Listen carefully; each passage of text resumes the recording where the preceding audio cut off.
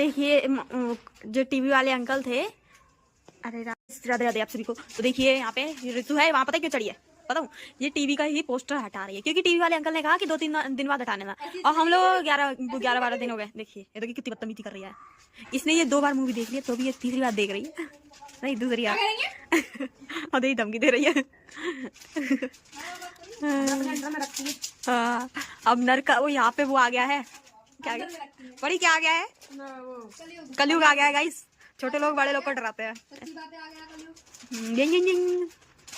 वो बड़ी बहनें अच्छी मिल गई है भाई। कुछ अच्छी बड़ी बहनें। देखिए गाइस हमारी टीवी चमक गई।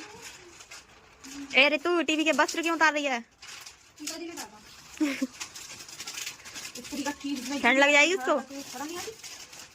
हम लोग को जो मजाक नहीं बनाना चाहिए। जब वॉशिंग मशीन आई उस टॉवल काट के खड़ा था तब मैंने कहा था द्रौपदी, मजाक नहीं बनाना चाहिए था यार। चप्पल मारो कोई मेरे, लो मारू, काला मकर के मारोगी। काला मुंह क्यों? सारे रंग मिक्स कर दी।